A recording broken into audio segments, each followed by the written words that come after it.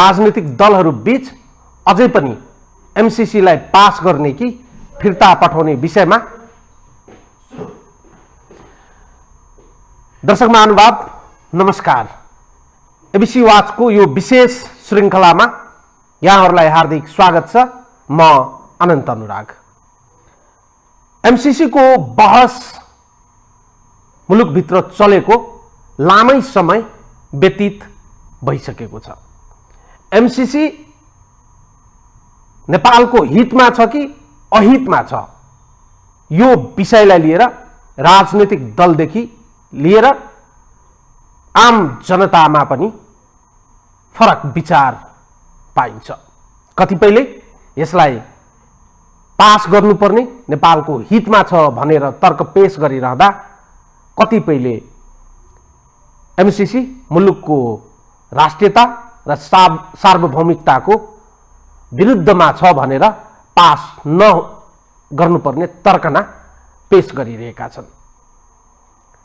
MCC मुलुकको हितमा छ वा छैन, एमसीसी पास भए के हुन्छ, फिर्ता पठाए के असर पर्ला लगायतका यावत सवालहरू हामी एमसीसीलाई जानेका बुझेका व्यक्तित्वहरूलाई केही प्रश्नहरू राखेका छौं, जुन प्रश्नको उत्तर उहाँहरूले सुस्पष्ट रूपमा दिनुभएको छ। हामी उहाँहरूसँग गरेको कुराकानीको विस्तृत अन्तर्वार्ता आजको यो श्रृङ्खलामा हामी प्रस्तुत गर्छौं। पहिलो कुरो त एमसीसी अमेरिकन संस्था हो। हामी एमसीसीसँग हाम्रो सरकार होइन। एमसीसीसँग नेपाल सरकारले 2017 मा गरेको एग्रिमेन्ट सम्झौता जुन भनिएको छ, त्यो सम्झौता राष्ट्रिय हित अनुकूल छैन भन्ने हो। एमसीसी अमेरिकाले आफ्नो सन् 2001 पछाडिको सहायता रणनीतिमा परिवर्तन गरेर ल्याएको संरचना हो। त्यो अमेरिकाको पहिले परराष्ट्र मन्त्रालय र अर्थ मन्त्रालयको मातहत सहायता अनुदान अथवा लगानी सम्बन्धी उहरू हुने गर्दथ्यो। तर 2001 पछाडि अमेरिकाले रणनीतिक सिफ्ट भन्छ क्या, स्ट्रेटेजिक सिफ्ट भन्छ सहायता सम्बन्धमा, त्यो ट्विन टावरको घटना पछाडिको हो। सन् 2003 मा उले कानुन बनायो, मिलेनियम च्यालेन्ज एक्ट 2003 भनेर कानुन बनायो र 2004 देखि अनुदान सहायता लगानी विभिन्न क्षेत्रमा त्यो रक्षा मन्त्रालयको मातहतमा दिन थालेको। यो यसको पास्ट हिस्ट्री हो। हामीसँग भएको सम्झौता 2017 मा भएको हो। अब म के भन्छु नि, म यो सम्झौता होइन भन्नेमा चाहिँ मेरो आफ्नै दृष्टिकोण छ। सम्झौता किन होइन भने सम्झौता भनेको सन्धि सम्झौताहरू बाइलेटरल अथवा द्विपक्षीय, त्रिपक्षीय, बहुपक्षीय दायित्वहरू हुन्छन्। यसमा त्यो कुनै दायित्व छैन, एकपक्षीय दायित्व छ जुन नेपालले मात्रै बिहोर्ने स्थिति छ। एक दोस्रो पार्ट के हो त भन्दाखेरि यो अनइभन ट्रिटी हो, असमान रूपमा सम्झौता हो। असमान किन हो भन्दाखेरि नेपाल सरकारको तर्फबाट मन्त्री, एमसीसी को तर्फबाट एउटा सहसचिव स्तरको, सहसचिव उपसचिव स्तरको कर्मचारी। त्यसकारणले नेपाललाई डोमिनेसन हो। तेस्रो, यो अमेरिकाले दिने हो, नेपालले लिने हो, यो कुनै सम्झौता गर्नु पर्दैन। यो के भने लेटर अफ एक्सचेन्ज, पत्राचारको माध्यमबाट हलाउने कुराहरू हो, होइन। अब चौथो कुरो के भने यसलाई अन्तर्राष्ट्रिय कानुन अन्तर्गतको सम्झौता भन्नु नै यहाँभित्र कन्सपेरेसी छ भन्ने बुझिन्छ। यो अन्तर्राष्ट्रिय स्तरको अन्तर्राष्ट्रिय कानुन आकर्षित हुने सम्झौतै होइन। त्यस कारणले मैले जुन पृष्ठभूमि भने यो सम्झौताको जुन रूपमा दिइएको छ त्यो बेठिक हो। अब यसको सर्कमस्टान्सेस इभिडेन्स छ, वातावरणीय अथवा परिवेशको चाहिँ नि प्रमाणहरू छन्, परिवेशका प्रमाणहरू छन्, जुन प्रमाणले गर्दाखेरि नेपालले यसमा जो सम्झौता हामीले गर्दाखेरि हामीलाई धेरै ठुलो राष्ट्रिय सार्वभौमिकतादेखि लिएर आर्थिक विकासका सम्बन्धमा पनि धेरै ठुलो हर्डल छ। अब अर्को, यो सम्झौता हामीले अनुमोदन गर्नुपर्ने भनेर व्यवस्था छ।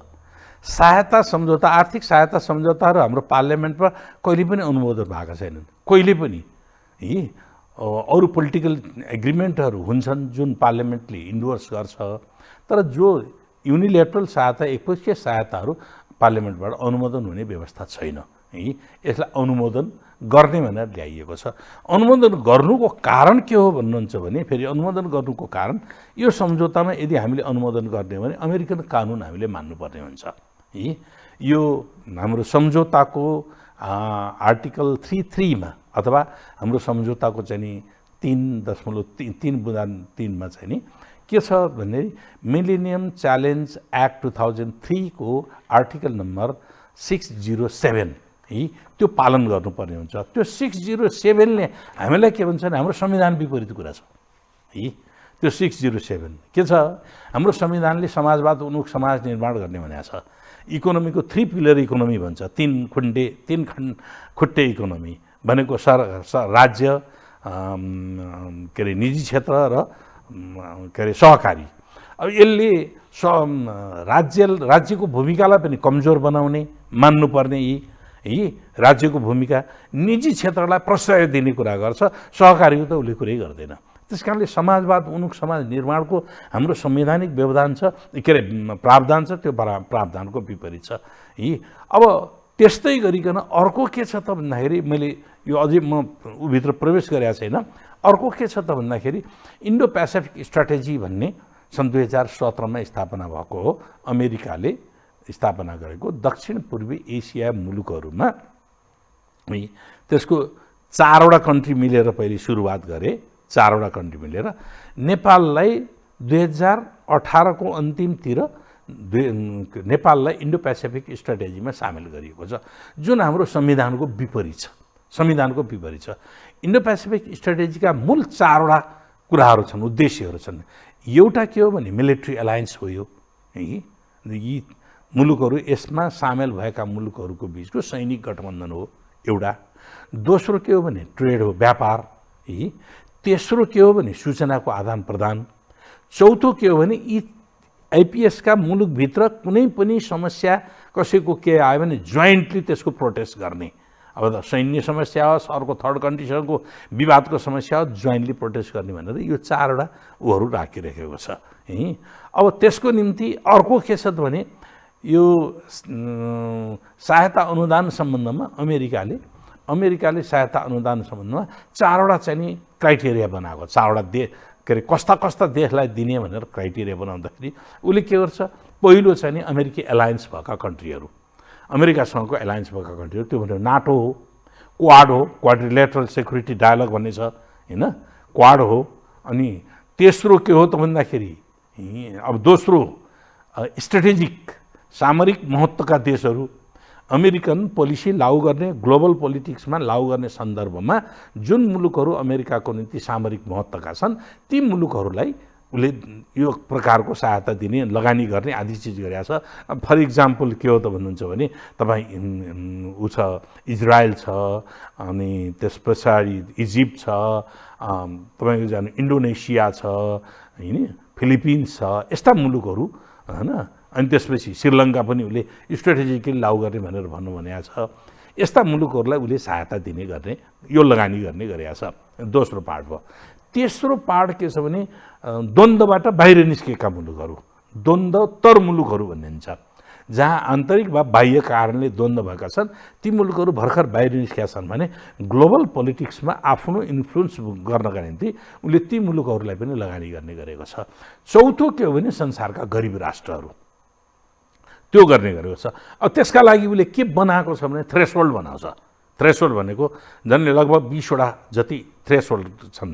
थ्रेसहोल्ड भनेको ती चिजहरूलाई पुरा गरेपछि मात्रै दिने, सङ्घार जस्तो भनिन्छ, दिने शर्तहरू जस्ताहरू। अब थ्रेसहोल्डमा सामान्यतया के प्रिन्सिपल हुन्छ नि, थ्रेसहोल्ड बन्छन्, अरू मुलुकहरूका पनि भन्ने गरेका छन्। 2/3 थ्रेसहोल्डका शर्तहरू पुरा भए भने त्यस्तोलाई दिने प्रचलन रहेछ। तर हाम्रो सन्दर्भमा 20वटा थ्रेसहोल्डका चाहिँ आधार बनाएको छ। त्यसमा चाहिँ नि 8वटा मात्रै पुरा भएका देखिन्छन्। त 8वटा किन पुरा भएका, मात्रै पुरा भएकोमा किन दियो त भन्दाखेरि कुनै न कुनै तरिकाले, कुनै न कुनै बहानामा नेपालमा इन्भेस्टमेन्ट गर्नुपर्ने छ। इन्भेस्टमेन्ट गर्नु, यो इन्भेस्टमेन्टको इन्ट्रेस्ट बेग्लै छ। अब इन्भेस्टमेन्टको इन्ट्रेस्ट बेग्लै छ। अर्को यो आइपिएस इन्डो पेसिफिक स्ट्राटेजी भनेको जुन उद्देश्यका सित बनेको छ, हाम्रो कन्स्टिट्युसन, हाम्रो फरेन पोलिसी, हाम्रो चाहिँ पञ्चशीलका सिद्धान्त, असंलग्न राजनीति त्यसको विपरीत छ। अब यो एमसिसी मिलेनियम च्यालेन्ज एक्ट अन्तर्गत लगानी गरिने, अनुदान दिने उनीहरू अमेरिकी अधिकारीहरू र अमेरिकी दस्तावेजले के भन्छ त भन्दाखेरि यो आइपिएस अन्तर्गत हो भनेर भन्छ। हाम्रो सम्झौतामा कहीँ देखिन्न त्यो कुराहरू, तर उनीहरूको पेन्टागनको रिपोर्टमै के उल्लेख छ त भने यो आइपिएस अन्तर्गतै हो हामीले दिने भनेको हो। र त्यो कुरा कसले भन्छ त भन्दाखेरि अमेरिकी अधिकारीहरूले बारम्बार भनेका छन्।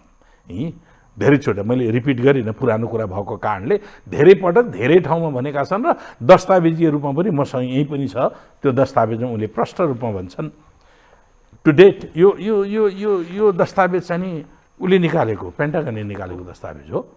यसैमा के स्पष्टसँगले भनेको छ नि, टु डेट यो दिनमा अहिलेको अवस्थामा support has included 2.9 billion through the department of state USAID for the economic pillar of the Indo-Pacific strategy since the beginning of the Trump administration and hundreds of millions more through other agencies.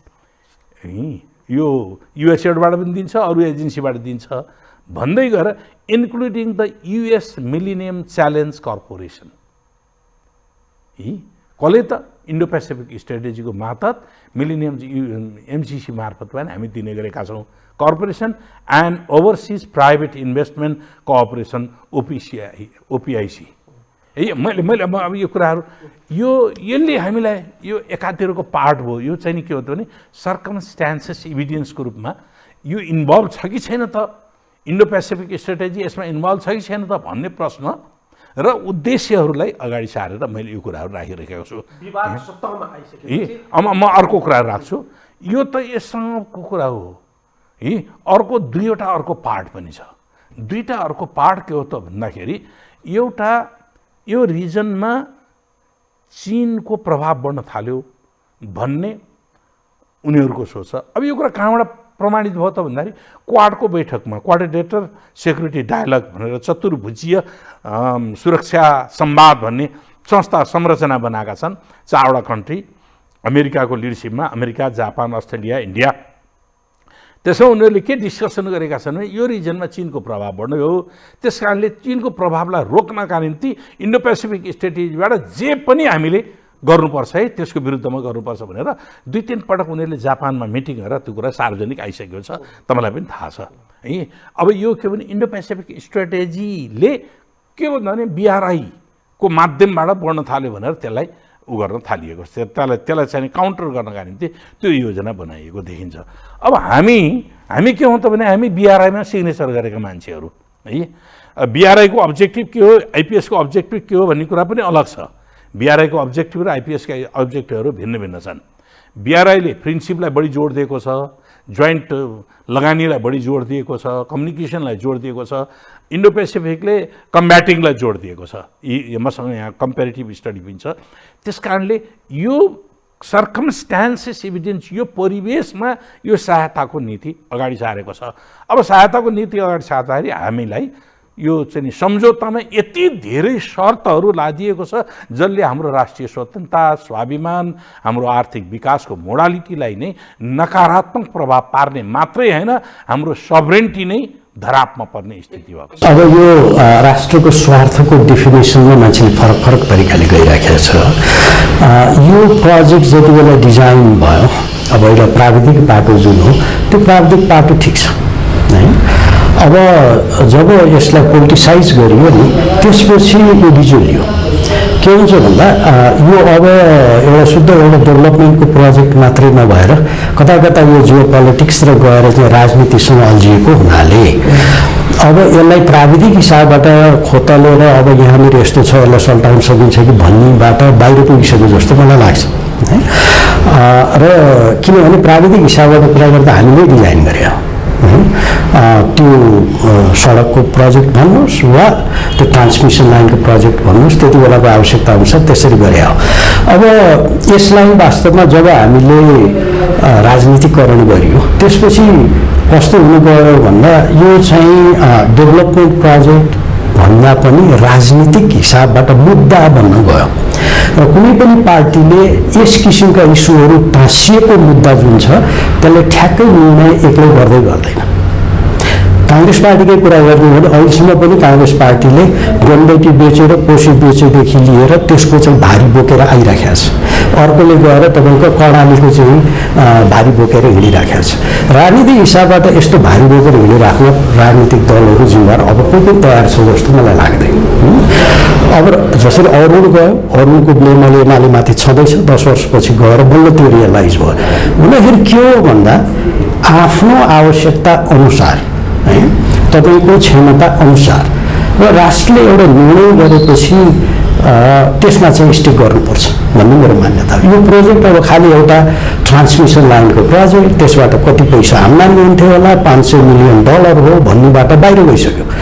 यो गएर तपाईँको भू राजनीतिक हिसाबबाट tied up भइसकेको छ। अब यो होइन जसरी BRI भू राजनीतिक हिसाबबाट टाइड अप छ त्यसरी नै यो पनि छ। यो कुरो नबुझे जस्तो गरेर हिँड्नु भनेको वास्तव आफ्नो सिचुएसनमा बुझ्नु हो। अब रहेको कुरा हामीले के गर्ने भन्नेमा चाहिँ हामीले ब्यालेन्स गर्नुपर्ने हुन्छ। एउटा कुनै कन्ट्रीसँग जोसँग हाम्रो चाहिँ गएको 65 वर्षसम्मको रिलेसनसिप छ ऊबाट हामीले डेभलपमेन्टका अहिलेसम्म यति धेरै कामहरू गरिरहेका छौँ।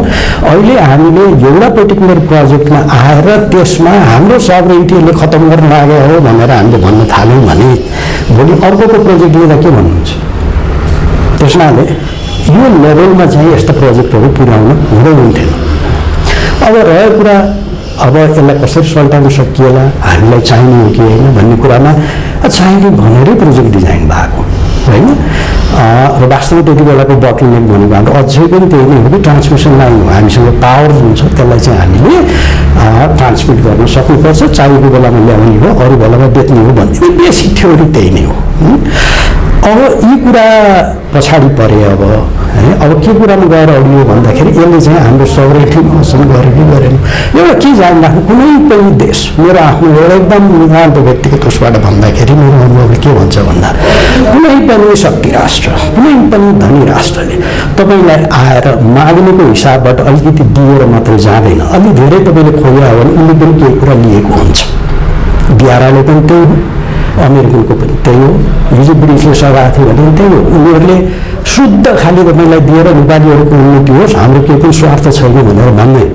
मान्छे कुरा के हो भन्दा त्यो राष्ट्रको स्वार्थ र हाम्रो स्वार्थ जुन छ त्यो दुईटाको बिचमा यदि कन्फ्लिक्ट छैन भने हामीले त्यसलाई अग्री गरेको मान्नु पर्यो होइन। मान्छे अब कहाँ जान्छ त यो भन्दा हाम्रो आफ्नो मेच्योरिटीमा भर पर्छ, मेच्योरिटीमा होइन। संसारमा गेम खेल्न आएपछि होइन अन्तर्राष्ट्रिय तहबाट तपाईँले पैसाहरू लिन्छु, सम्बन्ध पनि स्थापित गर्छु अनि अन्तर्राष्ट्रिय तहमा पनि आफ्नो एउटा स्ट्याटस बनाउँछु भनेर बाहिर आइसकेपछि अर्कोसँग त तपाईँले लेनदेन गरिराख्नु भएकै हुन्छ होइन। यो एउटा यो आफूले सोच्दा एकदम शुद्ध मैले केही पनि दिनु पर्दैन जस्तो गरेर सोच्ने होइन। यो त सबैको लेनदेनको विषय हो होइन। त्यसैले मलाई के लाग्छ भन्दा राष्ट्रको मेच्योरिटीको टेस्ट हो यो है।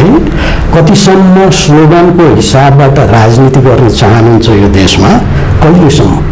मैले भने नि तपाईँलाई राइट फ्रम द ठुलो कुनै पनि प्रोजेक्ट सुरु गरेपछि कन्ट्रोभर्सी नै आएको छ यो देशमा छैन। यसरी नै जान चाहनुहुन्छ अनि 10 वर्षपछि गएर हामीले यो गरेर अब हुन्थ्यो भनेर भन्ने। त्यसमाले मलाई के लाग्छ भने अहिले पोलिटिकल लिडरसिपले एउटा मेच्योरिटी देखाउनु जरुरी छ।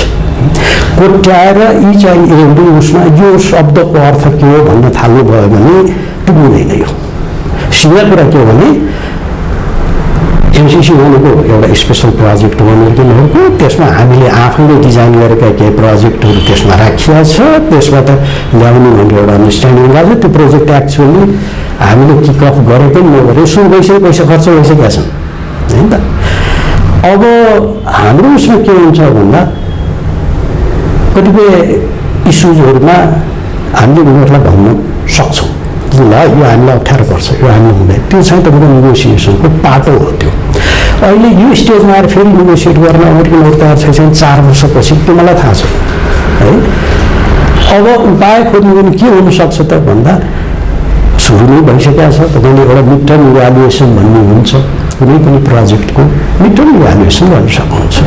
इभ्यालुएट गरेर चाहिँ के भयो, कहाँनिर गएर यसले चाहिँ वास्तवमा अगाडि बढ्न सकेन भने चाहिँ यहाँनिर त हामीले केही कुराहरू अलिकति चेन्ज गर्नु पऱ्यो भन्ने टाइपबाट पनि जान सक्छ। यी सबै के हुनु भन्दा अगाडि बढ्नुको लागि हो। अमेरिकी साइडको त नियतै भइसक्यो यस्तो कसरी अमेरिकाको गल्ती भन्ने कि अमेरिका त्यो चाहना उसको व्यक्त भयो। हाम्रो सम्झौताकारीहरूले हाम्रो साइडबाट हामीले चाहिँ यी शर्तहरू पालना गर्नुपर्ने यो अन्तर्राष्ट्रिय पुरानो मान्यता हो भनेर सोच्ने कुरो होइन। यो हिजो पनि परम्परागत ढङ्गले यस्ता भएका थिए भन्ने ढङ्गले होइन, अरू मुलुकसँग पनि हामीले गरेका छौँ भन्ने ढङ्गले होइन। हाम्रो मुलुकहरूका निम्ति यति बेला हितकारी छैन। अब अर्को जुन क्षेत्रमा सहायता दिएको छ, जुन क्षेत्रमा अहिले सहायता दिएको छ, हाम्रा स्वनाम धन्य बुद्धिजीवीहरूले जसले एमसिसीलाई एकदम देशको हितको निम्ति भन्ने गरेका छन्, उहाँहरूसँग मेरो गम्भीर प्रश्न छ। कहाँ हामीले माग्यौँ? मसँग दस्तावेज छ। यो दस्तावेज नेपाल ग्रोथ डायग्नोस्टिक 2014, यो दस्तावेज तयार पार्नका निम्ति यसले के गर्न खोज्या हो? यो नेपाल सरकारले गठन गरेको यो दस्तावेज तयार पार्न यो नेपाल ग्रोथ डायग्नोस्टिक भनेको नेपालमा विकास, आर्थिक विकासका सम्बन्धमा के समस्या छन् त भनेर अध्ययन गर्नको निम्ति कार्यदल बनायो। त्यो कार्यदलको लिडिङ लियाजो मिनिस्ट्री, फाइनेन्स मिनिस्ट्री अथवा अर्थ मन्त्रालय, लियाजो मिनिस्ट्री। अब त्यसमा चिरञ्जीवी नेपालको संयोजकत्वमा 10 जना नेपाल सरकारले छुट्याएको छ। Chief economic adviser, ministry of finance भनेर चिरञ्जीवी नेपाल हुनुहुन्थ्यो। उहाँहरूको सन्दर्भमा श्रीराम पौडेल, मिनबहादुर श्रेष्ठ, पुष्पलाल साक्य, सुरवीर पौडेल, देवराज अधिकारी, भवानी ढुङ्गाना, हेमन्त दवाडी, दिनेश राज पन्त, हरिशङ्कर भट्टराई, उहाँहरू यो टिम छ।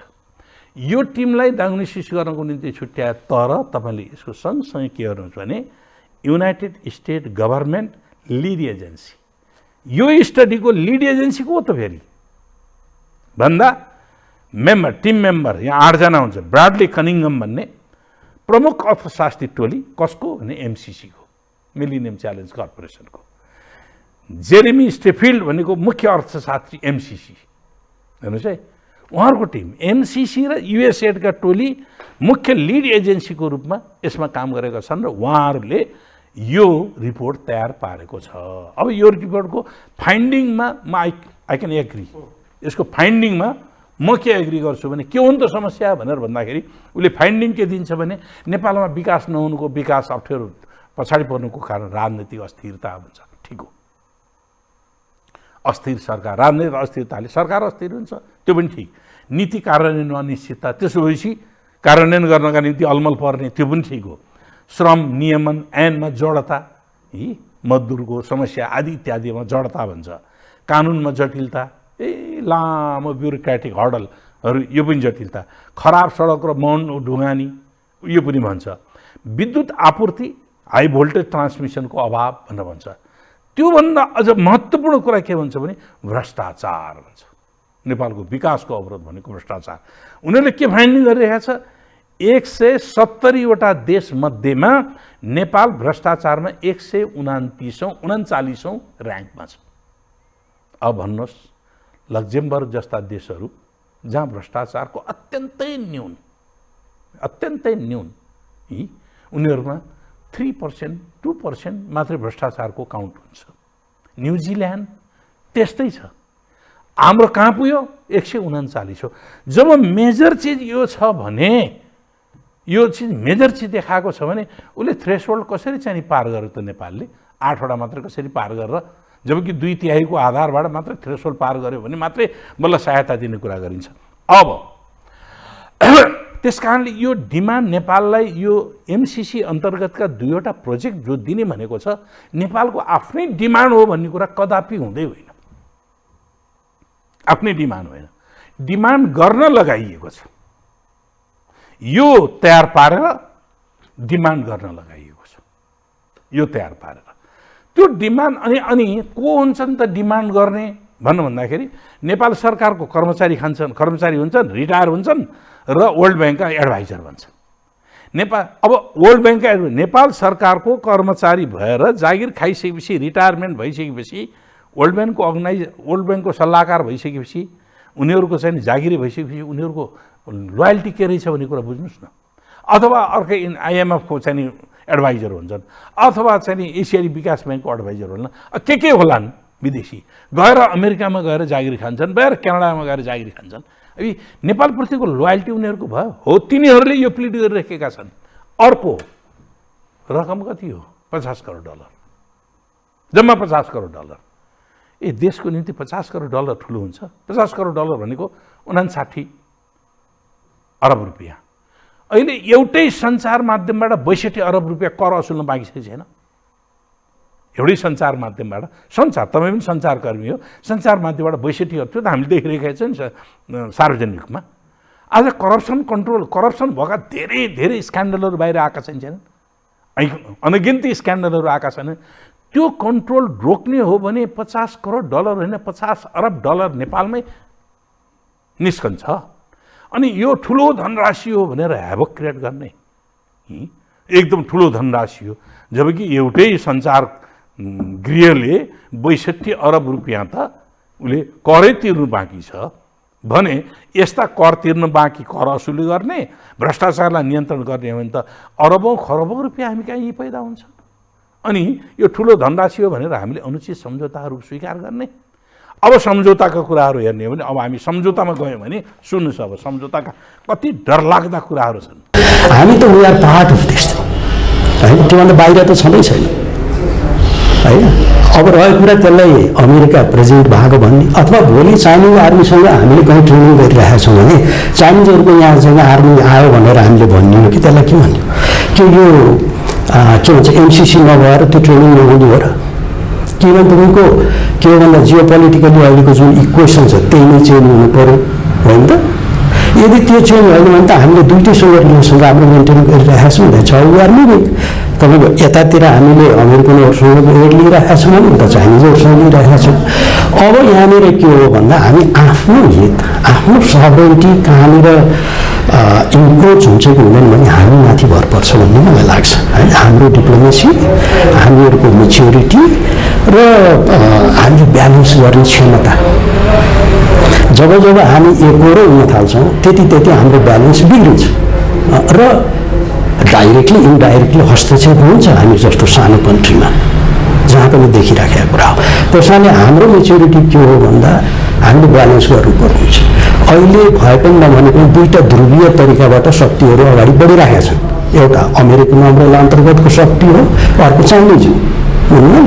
यिनीहरूको कम्पिटिसन भइ नै राखेको हुन्छ। अब हामी असाध्यै नजिक हाम्रो छिमेकी मुलुक चाइना भएको हुनाले उसँग हाम्रो राम्रो रिलेसन हुनु जरुरी छ। त्यस्तो इन्डियासँग रिलेसन छ र हामीले आफ्नो डिप्लोमेसी गर्दाखेरि, विकासको डिप्लोमेसी गर्दा पनि यो कुरो ध्यानमा राख्नुपर्ने हुन्छ। त्यो के हो भन्दा हामी ब्यालेन्स छ कि छैनौँ भनेर कुरो होइन। त्यसैले मलाई के लाग्छ भने यहाँनिर एमसिसी सही गरेपछि के भन्छ यो अमेरिकन सेना हामी कहाँ आएर बस्दिन्छ कि भन्ने कुरा फार स्ट्रेच भन्ने, यदि आउने नै छ उसलाई चाहिँ आफ्नो भाइटल इन्ट्रेस्टमा कहीँ त्यस्तो एकदमै कसैले इन्करेज गर्यो, चाइनाले नै गर्यो अथवा कुनै कन्ट्री गर्यो भने त्यसलाई हाम्रो जस्तो मुलुकमा पस्नको लागि अनेक बहाना हुन्छ। एमसिसी जस्तो प्रोजेक्ट चाहिँदैन, यो प्रष्ट हुने कुरा होइन। भियतनाममा अमेरिकन सेनाहरूको इन्भल्भमेन्ट एमसिसी जस्तो प्याक्ट सही गरेर भएको हो र? लाओसमा गएको के त्यहाँ त्यो प्याक्ट गरेर गएको, थाइल्यान्डमा आर्मी बेस बनाउनुको त्यसरी गएको हो र? त्यसैले यो एकदमै इमेच्योर कुराहरू हो कि चाहिँ एमसिसी सही गरेपछि अमेरिकन सेना आउँछ कि भन्ने जस्तो एकदमै कस्तो हो भने असाध्यै अति सिम्प्लिस्टिक है। त्यसैले हामी अलिकति मेच्योर गर्नुपर्ने कुरा गर्ने हो भने हामीले ब्यालेन्स गर्नुपर्ने हुन्छ है। त्यसैले यही तरिकाबाट मात्रै कन्क्लुड गर्नु हुँदैन। यो टेस्ट हो पोलिटिकल लिडरसिपलाई। हामी त नेसन बिल्डिङ क्रममा छौँ, यस्ता अप्ठ्याराहरू आइ नै राख्छन्, यस्ता डिसिजन्सहरू लिइराख्नुपर्छ। मैले अघि नै भनिराखेँ, कुनै पनि पार्टी आज एमसिसी सही गर्यो त्यसमाले भनेर भोलि एमसिसी सही गर्ने मुर्दाबाद भन्दै चाहिँ चुनावमा कराउँदै जाने वातावरण कसैले सिर्जना गर्न चाहँदैन। मैले भनिहालेँ, नेपाली काङ्ग्रेस पार्टीले गरेको जुन सन्धिहरू तिनमाथि अहिलेसम्म भइरहेको छ। अब एमाले अरू थ्री बोकेरै उडिरहेको छ अझै पनि उसको कारणले गएको हो। त्यस्तै आज फेरि कुनै पनि एउटा पार्टीले सहमति नहुने हो भने उसले यो निर्णय गरे भोलि सधैँभरि बोकेर पनि हिँडिरहेको त्यसैले राष्ट्रिय हितमा र एक सहमतिको आधारमा त्यसका अन्तर्निहित कुराहरू बुझेर एउटा अन्डरस्ट्यान्डिङमा मेच्युरिटी देखाउनु पर्ने हुन्छ। म यहाँ के सुन्छु बाहिर मिडियामा भन्दा अब अनेक कुराहरू सुनिन्छ, त्यो होइन। हामी अब मेच्योर हुन सिक्नुपर्छ। हामी अब यसरी भनौँ संयुक्त राष्ट्रसङ्घमा हामी बसेको पनि दशकौँ भइसक्यो होइन है। अरू कम्युनिटीका सँग हामी कम्युनिटीसँग हामी मेम्बर छौँ होइन। अब प्रत्येकले खोतल्न थाल्यो तिमी कोसँग मेम्बर भयो, तिमीहरू दुश्मन थियो तिमीहरू मेम्बर भयो भन्छ कि भनेर हामी चाहिँ छटपटाइ राख्ने होइन। हाम्रो आफ्नो तरिका छ, आफ्नो तरिकाबाट इन्ट्रेस्ट हामी सर्भ गर्ने हिसाबबाट गएको छौँ भने त्यो कन्फिडेन्स र मेच्योरिटी सम्झौताका मेजर फ्याक्टहरू हेर्न थाल्नु हो भने करमुक्ति, यो प्रोजेक्टमा करमुक्ति, फेरि अमेरिकाले दिने जुन अनुदान हो नि, अनुदान भनेको छ नि MCA भन्ने एउटा संस्था बनाएको छ, मिलेनियम च्यालेन्ज एकाउन्ट। त्यो आयोजनालाई सञ्चालन गर्नका निम्ति त्यो नेपाल सरकारको गठन आदेशबाट निर्माण भएको संस्था हो। तर नेपाल सरकारले संस्था गठन गरिदिन्छ, त्यो संस्थामा एकजना घट्न, एकजना घटाउन, एकजना बढाउन पनि सक्दैन, त्यो संस्थालाई निर्देशन दिनु पनि सक्दैन। त्यो संस्थाको सबै निर्देशन त्यो संस्थाले कोबाट लिन्छ भने MCCबाट लिन्छ। यहीँ याकेनेटीमा अफिस राखेको छ, महिनाको चाहिँ नि लाखौँ रुपियाँ भाडा तिरेर बसेको छ। नेपालमा प्रोजेक्ट सञ्चालन गर्नका निम्ति लाखौँ रुपियाँ 5 स्टार इन्टरनेसनल होटेलको चाहिँ उसमा भाडा लिएर बस्नुपर्ने हुन्छ। एउटा घर लियो भने त 1 लाख रुपियाँ त जस्तो घर पनि भाडामा आउँछ, तर त्यहाँ लाखौँ। त्यहाँका कर्मचारीहरूले कति तलब खान्छन् थाहा छैन। उनीहरू पारदर्शी हुँदैनन्, तर सुनिन्छ उनीहरू 10औं लाखभन्दा बढी तलब खान्छन्, पारिश्रमिक खान्छन्। त्यो कसको पैसा हो त? नेपालीको पैसा। अब फेरि यो प्रोजेक्टमा लगानी नेपाल सरकारको पनि तर्फबाट 13 करोड डलर त हामी पनि गर्छौँ म्याचिङ फन्डका रूपमा। अब अहिले प्रोजेक्ट चाहिँ नि प्रोजेक्ट चाहिँ नि एप्रुभ भएको छैन पार्लियामेन्टबाट, तर 13 करोड डलर मध्येको लगभग 11 अरब रुपियाँ त खर्च भइसकेको भनिन्छ। त्यो ट्रान्सपेरेन्सी हुँदैन। त्यो नेपाल सरकारले म्याचिङ फन्डको रूपमा राखेको पैसा, जबकि प्रोजेक्ट एग्रिड भएको छैन, पार्लियामेन्टबाट इन्डोर्स भएको छैन। अनि अमेरिकाले दिने अनुदान पनि कस्तो हुन्छ, नेपाल सरकारलाई ह्यान्डओभर गर्दैन, त्यही MCAबाट ठेकापट्टा हुन्छ, विदेशी अन्तर्राष्ट्रिय ठेकेदार आउँछ। अनि पेमेन्ट कसले गर्छ त? नेपाल सरकारले गर्दैन पेमेन्ट, त्यही MCAले गर्छ, पेमेन्ट गर्छ। नेपाल सरकारको हातमा के पनि आउँदैन है। अब यस्ता शर्तहरू छन्, त्यो ल्याउने बेलामा कस्तो मान्छेलाई ल्याउन दिने, विदेशीलाई हामीले चाहिँ नि एक्सपोर्टको रूपमा आयात गऱ्यो भने त्यसको नेसनालिटी सोध्न पाइन्न भन्ने छ, राष्ट्रियताबारे सोध्न पाइन्न भन्ने छ। जोसुकै पनि ल्याउन सक्ने, यहाँ नेपालमा कायम गरेर कोही भागेर गएको रहेछ भने उसलाई पनि ल्याउँदाखेरि नेपाल सरकारले के पनि सोध्न नपाए। मानौँ इक्जाम्पलको रूपमा त्यही नेपालको हित विपरीत काम गरेको छ भने त्यसलाई पनि चाहिँ नि नेपाल सरकारले मल्टिपल भिसा दिनुपर्ने, उसलाई मात्रै होइन उसको परिवारलाई समेत मल्टिपल भिसा दिनुपर्ने। यस्ता छन् यी जुन कुराहरू।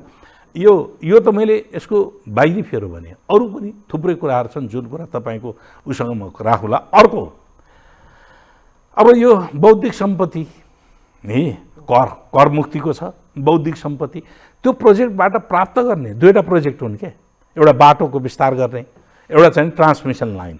बाटोको विस्तार गर्ने उसले भनेको एग्रिमेन्टमा भएको, पेपरमा भएको त 5वटा बाटा हुन्। अहिले त्यो 5वटा बाटा क्यान्सल गरेर पूर्व पश्चिम राजमार्ग चन्द्रोटादेखि शिवखोलासम्मको 100 किलोमिटरलाई एक्सपान्ड गर्ने भनेको छ।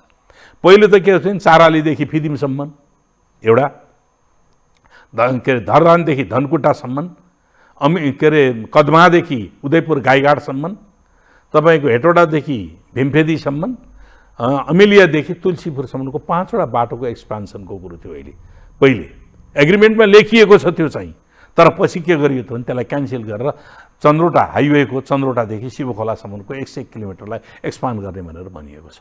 त्यो चेन्ज गरियो। त्यो के कारणले? अब त्यस्तै हो। अब बौद्धिक सम्पत्ति त्यहाँबाट प्राप्त हुने जो ज्ञान हो, नेपाल आफैले, नेपालको प्रोजेक्ट हो, त्यो ज्ञान नेपालको हक हुनुपर्ने हो। नेपालमा पाउने अनुभव हो नि त, नेपालको हक हुनुपर्ने, 100% हक हुनुपर्ने। ल इन्भेस्टमेन्टको आधारबाट अमेरिकाले त अनुदान दिएको हो नि त। अनुदान दिएपछि उसले आफ्नो अपनत्व छ भन्ने होइन नि। अनुदानमा कन्सर्न के हुन्छ भने यो अमेरिकन जनताहरूको ट्याक्स पेयर, जनताहरूले ट्याक्सबाट उठेको पैसा हो, यसको सदुपयोग होस् भन्ने कन्सर्न बाहेक अर्को केही पनि हुँदैन। अरू शर्तबन्दी केही पनि हुन सक्दैन। त्यति मात्र कन्सर्न हो, यो यसको चाहिँ दुरुपयोग नहोस् भन्ने कन्सर्न हो। कन्सर्न दौरानमा अरू थुप्रै शर्तहरू लादिएको छ। अब बौद्धिक सम्पत्ति त्यहाँबाट प्राप्त गर्ने बौद्धिक सम्पत्ति पहिलो कुरो त हाम्रो नेपालकै राइट हो। दोस्रो, हाम्रो इन्भेस्टमेन्ट 13% के अरे 26% छ, अनि 26% को सेयर पनि हामी पाउँदैनौँ, सबै गरी पाउँछ। त्यस्तै एमसिसी आर्टिकल 6 मैले जुन भने यो देखाएँ, यो आर्टिकल 6 ले हामीलाई के भन्छ, तिम्रो देशलाई अन्तर्राष्ट्रिय मल्टिनेसनल कर्पोरेसनहरूलाई लगानी गर्न छुट देऊ भन्छ। अब त्यहाँभित्रको डाइनामिक्स त आफ्नो तरिकाले चलिराखेको होला होइन, विभिन्न हिसाबबाट। एज इट इज त्यहाँबाट थ्रु होला जस्तो मलाई लाग्दैन। त्यसको कारण के हो भन्दा अलायन्समा भएका पोलिटिकल लिडरहरू, जस्तो अहिलेको प्रधानमन्त्री शेरबहादुर देउवा भए तापनि अरू मेजर पार्टीको जो चाहिँ लिडरहरू हुनुहुन्छ उहाँहरूको एक्सप्रेसन सुन्दा पनि एज इट इज पास होला जस्तो मलाई लाग्दैन। किनभने कुनै पनि पोलिटिकल लिडरले एक्लै यो निर्णय गर्दैन। यो असाध्यै के भने विजुअल र जुन तरिकाले सेन्सिटाइज गरियो यसलाई, यो कसैले पनि यो भारी बोकेर वा आउँदो 2 दशकसम्म राजनीति गरेर नेपालमा बस्न चाहँदैन होइन। त्यसैले अब यहाँनिर अब लिडरसिपले अलायन्सको जो लिडरहरू हुनुहुन्छ उहाँहरू प्लस अपोजिसन लिडरसिप पनि होइन बसेर एउटा उपाय निकाल्नुपर्ने हुन्छ भन्ने मलाई लाग्छ। त्यही नै मेच्योर पाटो हो। अब मलाई लाग्दैन अमेरिकनहरूले यो जस्ताको तस्तो गरेर नत्र चाहिँ पनि अझै भनेका छन् जस्तो मलाई लाग्दैन। तर उनीहरू एउटा चाहिँ टाइमको अल्टिमेटम सधैँभरि हामी यसरी प्रोग्राम गर्न सक्ने त्यो रिजनेबल कुरा हो, त्यो रिजनेबल कुरा हो। र हामीले लिँदैन भने अन्त जान्छ भन्ने पनि रिजनेबल कुरा पैसा दिइराखेकाले होइन। त्यो सम्भावना आइदेखिरहेको छु मैले। अब यो टेस्ट केस हो। अब तर मेरो सजेसन के हुन्छ भने त्यहाँभित्रबाट सल्युसन निकाल्नुपर्छ एउटा सहमतिको भन्ने मलाई लाग्छ। हामीले यस्तै नेसनल इकोनोमी बच्छ, यसबाट बाँच्छ। राष्ट्रिय अर्थतन्त्रको सुरक्षा हुन सक्छ। त्यस्तै तिमीले बहुलवादलाई मान भनेर भन्छ, यो इन्डोर्स गर्ने बित्तिकै त्यो हामीले एग्रिमेन्ट इन्डोर्स गर्ने बित्तिकै यो मानेको हुन्छ, यो कानुन बन्छ। यो पार्लियामेन्टबाट अनुमोदन गर्ने बित्तिकै कानुन बन्छ। कानुन त मान्नु पऱ्यो त हामीले। अमेरिकन कानुन लागू गर्ने भयो नेपालमा। नेपालको राज्य प्रणाली कस्तो हुने भनेर निर्देशित गर्छ उसले। यस्तो यस्तो हुनुपर्छ नेपालको राज्य प्रणाली भनेर भन्छ उसले, यहाँनिर भन्छ। त्यस्तै गरिकन उसले के भन्छ भने बहुलवादलाई स्वीकार गर भन्छ है, अनि राज्यमा लगानी गर्नका निम्ति छुट देऊ भनेर भन्छ, अन्तर्राष्ट्रिय समुदायलाई छुट देऊ भन्छ। अनि अर्को उसले चाहिँ नि राष्ट्रिय अर्थतन्त्रको विकासका सन्दर्भमा उसले त्यहाँनिर प्रतिस्पर्धा के अरे अन्तर्राष्ट्रिय शक्तिहरूलाई प्रवेश गर्न दिएपछि राष्ट्रिय तन्त्रको रक्षाको कुरा गर्दैन यहाँ है। अब यी त्यस्तै थुप्रै कुरा पार्लियामेन्ट्री बेस विभिन्न क्षेत्रहरूमा यसो गर, चिटिएनलाई यसो गर निर्देशन दिन्छ। अब यो भयो एक्ट। म छोटकरीमा भन्छु, अब त्यो प्रोजेक्टको जुन छ नि नेपालमा बन्ने प्रोजेक्टको त नेपालको गोपनीयता हो नि। सक्कलप्रति अमेरिका एमसिसीलाई दिनुपर्ने व्यवस्था छ सम्झौतामा। त्यसको सम्पूर्ण सक्कलप्रति लेखा परीक्षणको कुरो छ। त्यसको लेखा परीक्षण नेपाल सरकारले लेखा परीक्षण गरायो, हाम्रो महालेखाले गरायो भने त्यो लेखा परीक्षण भ्यालिड हुँदैन, उनीहरूको निम्ति भ्यालिड हुँदैन। अमेरिका वा अमेरिकन लेखा परीक्षणबाट स्वीकृति प्राप्त गरेको संस्थाले मात्रै गरेको लेखा परीक्षण भ्यालिड हुन्छ भन्ने छ। नेपाल सरकारले लेखा परीक्षण गरेको मातहतमा गरेको त्यो भ्यालिड हुँदैन अन्तर्राष्ट्रिय क्षेत्रमा। अनि त्यसपछिबाट यसलाई खारेज गर्ने, यसलाई आदि चिजहरूको सूचना दिएर खारेज गर्ने, मानव बिचै काम भइरहेको बेलामा विभिन्न आरोप लगाएर सूचना दिएर खारेज गरिदियो भने हामीसँग त बजेट हुँदैन। त्यो बेलामा हाम्रो प्रोजेक्ट अलपत्र पर्छ। अर्को अमेरिकालाई लाग्यो त्यो प्रोजेक्टमा हाम्रो हितको विरोधी काम हुन थालेको छ भने त्यसले रोकिदिन्छ। रोकिदिएर पेनल्टी सहित डलरमा पेनल्टी सहित तिर्नुपर्ने व्यवस्था छ, डलरमै पेमेन्ट गर्नुपर्ने। अब यस्तै छ। अनि अब 5 वर्ष, यो 5 वर्ष मात्रै हो, अपरेसन सुरु भएपछि 5 वर्ष मात्रै हो, त्यसपछि एमसिसीले छोड्छ। यो 100% गलत हो।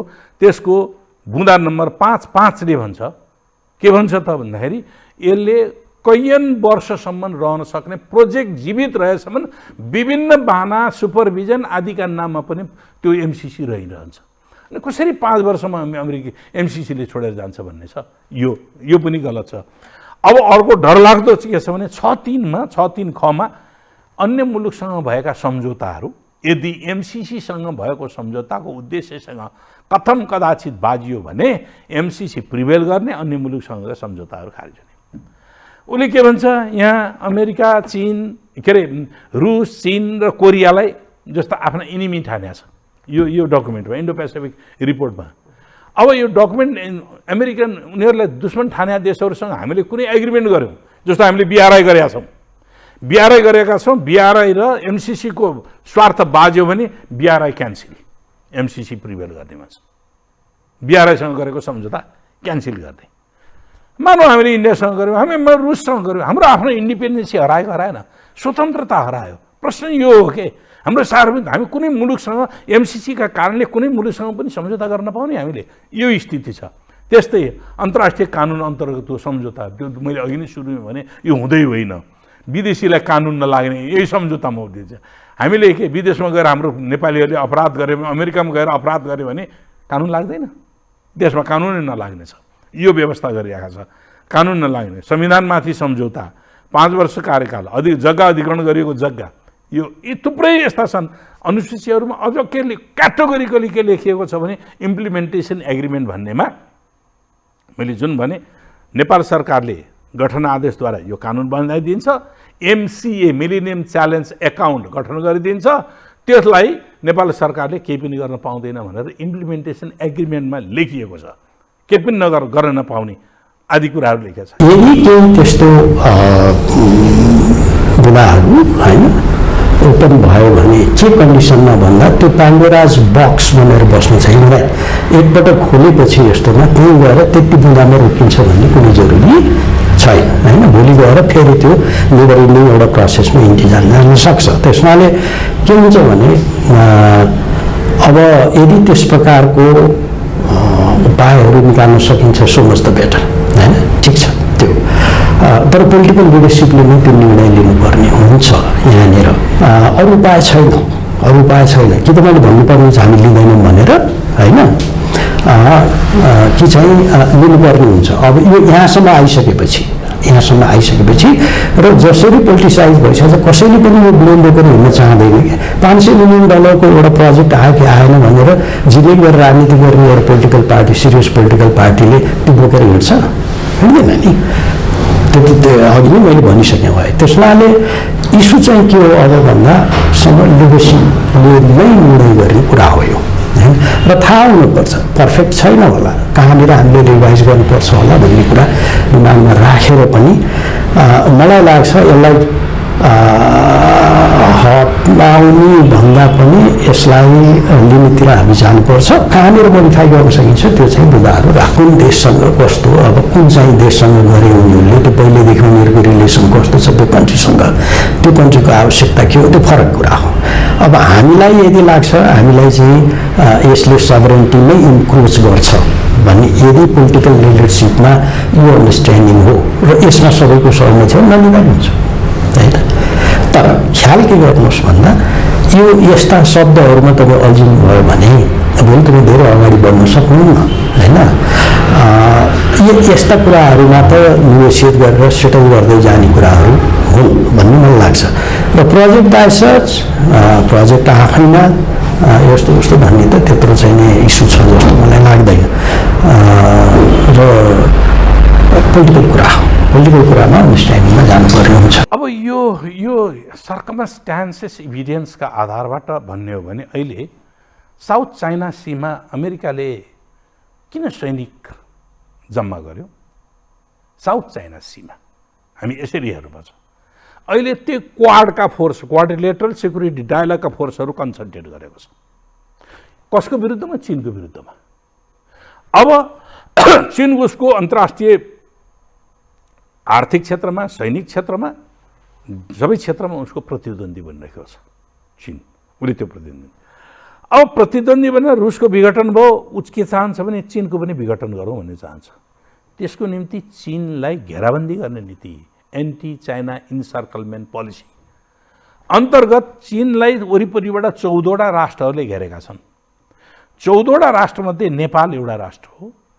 14वटा राष्ट्रबाट उसले एक्सेस चीन विरुद्धमा गतिविधि गर्नको निम्ति एक्सेस धेरै प्रयत्न गरेको देखिन्छ। अब अहिले कुनै राष्ट्रले अनुमति दिएनन् त्यहाँ अमेरिकन सेना राखेर वा अमेरिकन गतिविधि आएर चीनको विरुद्धमा आफ्ना भूमि प्रयोग गर्न दिएनन् 14वटा राष्ट्रमध्ये।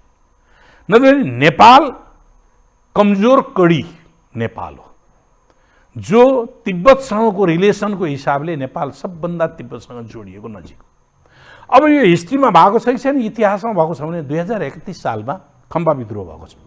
खम्बा विद्रोह कसले गराएको? खम्बा विद्रोहको डिजाइनर को हो त? तपाईँले एउटा किताब पढ्नुहोस्, त्यसैले दिन्छ।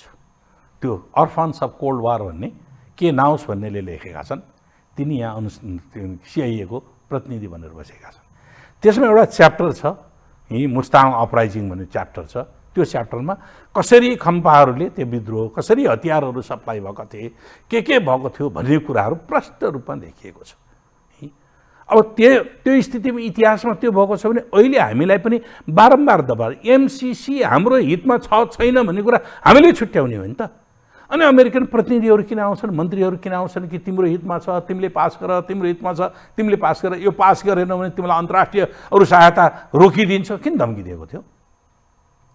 यो पास गर्दैन भने अन्तर्राष्ट्रिय सहायता तिमीलाई आउँदैन, रोकिदिन्छौ भनेपछि रोकिदिन्छौ भनेको त यसभित्र केही रहस्य छ भन्ने कुराहरू त भयो नि त। सो त अर्को महत्त्वपूर्ण कुरा, संसदबाट हुबहु पारित हुँदैन त्यसो भए। अब यस्तो हुबहु मात्रै होइन, यो चाहिँ नि मसँग एउटा पत्र छ कि हाम्रो पार्टीले त्यति बेला नेपाल कम्युनिस्ट पार्टी नेकपा हुँदाखेरि एमसिसी बारेमा विवाद उठिसकेपछि पार्टीको केन्द्रीय कमिटीले अध्ययन कार्यदल बनायो झलनाथको नेतृत्वमा। कार्यदलले एउटा प्रतिवेदन तयार पार्यो, यो सम्झौता नेपालको हितमा बनाउनका निम्ति नेपालको अहित भएका कुराहरूलाई संशोधन गरेर 16वटा बुँदामा हामीले संशोधन गर्नुपर्छ भनेर ग्यारेन्टी चाहिन्छ। त्यसो हो भने अगाडि बढाउन सकिन्छ भनेको छ। म व्यक्ति मै हुँ जसले यो संशोधनको कुनै गुन्जाइसै छैन भने, संशोधनको कुनै गुन्जाइस छैन भन्ने मान्छे मै हुँ। र मैले त्यति बेला पार्टीले निर्णय गर्दाखेरि पनि मैले नोट अफ डिसिसन लेखेँ, यो कुरा कुनै गुन्जाइसै छैन, संशोधन गरेर यो राष्ट्रिय हित अनुकूल बन्दैन। किनभने यसको ओरिजिनै बेठिक उद्देश्यबाट आएको छ, ओरिजिनै यसको उत्पत्ति नै बेठिक छ। जब उत्पत्ति नै बेठिक छ भने कहाँ संशोधन गर्नुहुन्छ, कुन प्रयोजनको निम्ति, के गरेर गर्नुहुन्छ? अब अर्को सँगसँगै के आयो त भने अमेरिकनहरूको प्रतिक्रिया आयो कि यो संशोधन हुन सक्दैन भनेर जो फातिमाले एन्सर दिएकी छन् नि, नेपाल सरकारको अर्थ मन्त्रालयले क्वेसन सोध्यो यी के हुन्छ भनेर भन्ने दौरानमा संशोधन हुन्छ कि हुन्न भनेको सम्झौता भइसकेपछि संशोधन, मूल सम्झौता संशोधन हुँदैन भन्नुभयो। अब एउटा पार्टी सम्झौताकारी, एउटा पक्षले, मूल पक्षले संशोधन हुँदैन भनिसकेपछि हामीले संशोधन गरेर हुन्छ? पार्लियामेन्टले संशोधन गरौँला, कसरी हुन्छ? त्यो त बायोलेटरल एग्रिमेन्ट जरुरी पर्ने हो नि त। द्विपक्षीय सहमति चाहिने हो नि। अमेरिकन पक्षले संशोधन हुँदैन भन्छ, नेपाल पक्षले संशोधन हुन्छ भनेर संशोधन हुने हो र? त्यो हुँदैन। न त्यो सङ्कल्प प्रस्तावले हामीले हाम्रो हित अनुकूल बनाउने भन्ने कुराहरू हुनसक्छ, न त्यो सम्झौता संशोधन गरेर हुनसक्छ। यो केही पनि हुन सक्दैन। एउटै मात्र उपाय हो, either you accept or you deny, कि स्वीकार गर, स्वीकार गर्ने भने देशलाई घात हुन्छ, तिमीले इन्कार गर, त्योभन्दा बाहेक अर्को उपाय छैन। इन्कार गर्ने विधि के हो? इन्कार गर्ने विधि के हो भने जब विवाद भयो हामीले, हाम्रो सरकारले सोध्यो कि अमेरिकालाई यो हाम्रो हितको छ कि छैन आदि इत्यादि सोध्यो। यो प्रश्न अमेरिकालाई सोध्ने होइन, एमसिसीलाई सोध्ने होइन, यो प्रश्न नेपाली जनतालाई सोध्ने हो। जसरी श्रीलङ्काले श्रीलङ्कन जनतालाई सोध्यो र एउटा कार्यदल बनायो, प्रोफेसरको नेतृत्वमा कार्यदल बनायो, त्यो कार्यदलले रिपोर्ट प्रदान गर्यो कि यो श्रीलङ्काको हितमा छैन, हाम्रो सिग्नेचर भएको छ, उनको सिग्नेचर भएको थिएन, उनको सिग्नेचरको चाहिँ एउटा फाइनल एग्रिमेन्टको स्थितिमा पुगिरहेको थियो, त्यसले इन्कार गरिदियो। हामीले सिग्नेचर भए पनि हाम्रो के भन्दैन, यसलाई कार्यान्वयन कहिले हुन्छ त भन्दाखेरि पार्लियामेन्टबाट अनुमोदन भएपछि कार्यान्वयन हुन्छ भन्नु भन्यो। पार्लियामेन्ट बन्धक बन्छ कि तिमीले गरेको सम्झौता पार्लियामेन्टले स्वीकारै गर्नुपर्छ भन्ने कुरा बन्धक हुनसक्छ? पार्लियामेन्ट त सबरेन बडी हो नि त। सार्वभौम निकायले कसैले गर्यो सम्झौता पार्लियामेन्टमा अनुमोदन गर्नुपर्ने भनेपछि उसले गरेको सम्झौता पार्लियामेन्टले अनिवार्य स्वीकार गर्नै पर्छ। पार्लियामेन्टले इन्कार पनि गर्न सक्ने कुरा हुन्छ। अब यो पार्लियामेन्टको मात्रै सीमामा रहेन, यो जनताको सीमामा पुग्यो, जनतामा पुग्यो, राजनैतिक दलहरूमा पुग्यो, आम जनतामा पुगिसक्यो। कि चाहिँ यो स्पेसल स्किम हो यो, ठिक छ, यो युएसएआइडीको नर्मल प्रोजेक्ट जस्तो होइन, होइन, जसमा चाहिँ हामीले एउटा अम्ब्रेला अन्डरस्ट्यान्डिङ गऱ्यौँ त्यसैबाट चलिरहेको छ भन्ने कुरा, यो फरक हो। अब यो भित्र केही कन्डिसन्सहरू छन् जो कतिलाई चाहिँ गाह्रो पर्छ पछाउँदा। त्यो ह्युमन राइट्सको कुरा छ, त्यहाँभित्र डेमोक्रेसीको कुरा छ। अमेरिकनले डेमोक्रेसीको कुरा गर्दाखेरि कन्ट्रोल डेमोक्रेसीको कुरा गरे होइन, यो लिबरल डेमोक्रेसीकै कुरा गरे हो। त्यसपछि तपाईँको इन्क्लुजनको कुराहरू छ, होइन, त्यहाँ चाहिँ तपाईँको इन्डिजिनियस पपुलेसनको राइट्सका कुराहरू पनि आउँछन्, त्यो भित्र गइसकेको छ। त्यस कारणले यहाँनिर वास्तवमा भन्यो भने कतिपयलाई यो कुरो पस्दैन। यही भन्नुहोस् न, हाम्रो अहिलेको संविधान नै पनि त कम्प्रोमाइज संविधान न हो, यो त फुल्ली लिबरल डेमोक्रेसी नै होइन नि त यो। त्यस कारणले यो परिस्थितिमा कसैलाई यो कुरो मन नपरेको हुनसक्छ, होइन, किनभने केही यहाँनिर भनिएका कुराहरू democratic government, individual rights, human राइट्सको कुरा छन् त्यहाँ, त्यसलाई सहयोग गर्ने भन्ने फन्ड हो यो, है। त्यस कारणले यो कुरो भन्दाखेरि कतिपय मुलुक तर्सिन्छन् अहिले पनि, होइन, म्यानमार तर्सिन्छ, त्यस्तै अरू मुलुकहरू तर्सिन्छ, यस्ता शब्दले हामी हुँदैन भन्छन्, होइन, किनभने अमेरिकनले भोलि हामीलाई चाहिँ कन्डिसन राखेर यस्तो गर्ने हो कि भन्छन्, होइन। अब हामीलाई त त्यो प्रब्लम छ जस्तो मलाई लाग्दैन। त्यस कारणले हाम्रो भित्रकै पोलिटिकल पार्टिजहरू खास गरेर कसलाई चाहिँ यी कुराहरू अमान्य होला र, होइन, सबैले स्वीकार गरेकै कुरा हुन् भन्ने मलाई लाग्छ। त्यस कारणले अमेरिकनहरूले एउटा न एउटा बाहनामा हामीलाई हस्तक्षेप गर्छन् कि भन्ने कुराको डर भन्ने अब हाम्रो आफ्नै एउटा कन्फिडेन्सको कमी पनि भन्छु म। यो च्यालेन्ज त हो नै, यो मिलियनियम च्यालेन्ज फन्ड हो यो। यो चाहिँ तपाईँले म गर्छु भनेर यति भयो कन्डिसनको आधार हामी पुरा गर्न सक्छौँ भन्ने टाइपको फन्ड हो यो, है। छन् त्यहाँ कतिपय कुराहरू, तर त्यही कुरालाई लिएर हामीले चाहिँ यहाँ अमेरिकनहरूको हस्तक्षेप त तपाईँले अहिले भन्नुहोस् न, कतिपय इभन सोभियत युनियन, इभन चाइनाको उइगुरको कुरालाई लिएर, बङ्गलादेशको कुरालाई लिएर उनीहरूले एक प्रकारले त हस्तक्षेप गरि नै रहेको छैन नि त। उनीहरूले खालि आर्मी पठाएको छैन होला, तर प्रेसमा, मिडियामा त उनीहरूले भइ नै राखेको छ ह्युमन राइट्सको हनन भयो भनेर, होइन। र हाम्रो केसमा मलाई लाग्दैन कुनै पनि पोलिटिकल पार्टी यस्तो हो जसले चाहिँ ह्युमन राइट्सको कुरा गर्दा अथवा डेमोक्रेसीको कुरा गर्दा अथवा तपाईँको चाहिँ इन्क्लुजनको कुरा गर्दाखेरि आफूलाई त्यत्रो साह्रो फरक मान्नुपर्ने जस्तो मलाई लाग्दैन। त्यस हुनाले मलाई लाग्दैन कि हामी यत्रो साह्रो तर्सिएर अमेरिकनहरूको अब सहयोग लिनु हुँदैन हामीले भन्ने कुरातिर जाने भनेको त्यो अलिक फारफेच हुन्छ। जसरी राजनीतिकरण भयो नि, होइन, अब राजनीतिकरण हुँदै जाँदा त तपाईँले सोचेअनुसारै इन्टरप्रिटेसन हुन्छ भन्ने त छैन, सबका आफ्नो आफ्नो पर्सपेक्टिभ हुन्छ, आफ्नो आफ्नो पोजिसन हुन्छन्, आफ्नो आफ्नो आइडियोलोजिकल बेसिस हुन्छ। अमेरिकनलाई हेर्ने दृष्टिकोण एउटा पार्टीको एक प्रकारको होला, अर्को पार्टीको फरक प्रकारको छ, होइन। त्यसलाई जब त्यो लेभलमा गइसकेपछि त अब प्राविधिक हिसाबबाट सल्टाउने चिज होइन, पोलिटिकली सल्टाउने हो, र यो उहाँहरूले जेनेरेट गरेको कुरा हो, त्यसमा उहाँहरूले सल्टाउनुपर्छ, राजनीतिक हिसाबबाट सल्टाउनु पर्ने कुरा।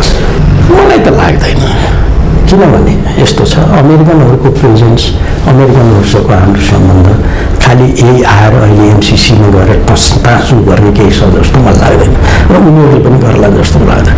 हब भयो भने के हुन्छ भन्दाखेरि हाम्रो क्रेडिबिलिटी अथवा हामीहरूको गभर्नेन्स सिस्टम अथवा हामीहरूको पोलिटिकल पार्टिजहरू प्रतिको उनीहरूको हेर्ने दृष्टिकोण र उहाँको गभर्मेन्टको एउटा क्रेडिबिलिटीको बारेमा चाहिँ उनीहरूले क्वेसन पक्कै गर्छन् त्यो हाउसमा।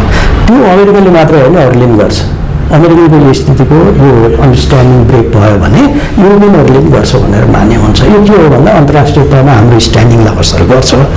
जहाँसम्म अमेरिकनसँगको सम्बन्धको कुरा हो, मलाई लाग्दैन यो एउटा प्रोजेक्टले बिगार्ने र सपार्ने होला जस्तो मलाई लाग्दैन।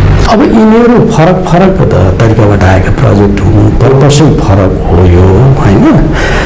त्यस कारणले अमेरिकनहरूले आफ्नो नर्मल डेभलपमेन्ट एडसँग यस्तो चिजलाई जोड्ला जस्तो मलाई लाग्दैन, होइन। यो पर्टिकुलर टुल भनौँ न, उपकरण जुन उनीहरूले क्रिएट गरेका थिए, सायद त्यो चाहिँ सफल भएन भन्ने जस्तो मलाई लाग्छ। किनभने त्यो इमेच्योर राष्ट्र होइन के, होइन। लामो समयसम्म ग्लोबलले आफ्नो प्रेजेन्स देखाइराखेको हो होइन। र हामीहरूको कुरा गर्दा बाइल्याटरली हामीहरूको लामो रिलेसन छ अमेरिकनहरूसँग र उनीहरू पनि यहाँ धेरै हदसम्म धेरै नै इन्भल्भ भएका छन्, एजुकेसन भन्नुहोस् होइन। त्यस कारणले यही एउटा प्रोजेक्टले त्यत्रो असर पर्छ जस्तो मलाई लाग्दैन। तर ओभरअल क्रेडिबिलिटी हाम्रो यहाँको political system, political parties, leadership र गभर्मेन्टको क्रेडिबिलिटीप्रति चाहिँ प्रश्न निश्चित रूपमा उठ्छ। अमेरिकनले उठाउँछ र अब अन्तर्राष्ट्रिय तहमा यो कुरो चर्चाको विषय बन्छ। यो कमिटमेन्टको कुरोले हल हुने होइन, लिखितमको अगाडि बगितमको केही पनि लाग्दैन। अमेरिकाले कमिटमेन्ट गर्थ्यो, युनिल्याटरल हुन्छ, एकपक्षीय हुन्छ, सम्झौता हुन्छ त्यहाँ हुन्न। यहाँ त सम्झौतामा लिखत छ नि त, लिखत भएपछि दुई थरीको हस्ताक्षर भएको त पार्लियामेन्टबाट अनुमोदन गरेपछि त कानुन बन्छ त। मैले भनिरहेको छु यो कानुन बन्छ। संसदले अनुमोदन गरेको चिज त्यो कानुन हुन्छ। त्यो कानुन भइसकेपछि कसैले गरेको लिखतले कानुनलाई निष्क्रिय बनाउन सक्छ र? सक्दैन नि, सक्दैन। अब कानुन कस्तो बन्छ त भने राष्ट्रिय हित विरुद्ध, हाम्रो संविधानभन्दा माथि हुनेछ भन्छ। 7(1) के भन्छ? यो सम्झौताका कतिपय नेपालको आन्तरिक कानुनसँग बाजिएको हदमा सम्झौता कार्यान्वयन हुनेछ भनेको त बाजिएका कानुनहरू के हुन्छन् भने निलम्बन हुन्छन् भने हो नि त। हाम्रा कानुन कतिवटा छन्? 4वटा छन्। मूल कानुन संविधान हो, संसदले बनाउने ऐन हो, दोस्रो सरकारले बनाउने नियमावली हो, सर्वोच्च अदालतले गर्ने फैसला हो। सबै सबरेन बडी हुन्, सार्वभौम बडी हुन्। संसद सार्वभौम बडी हो।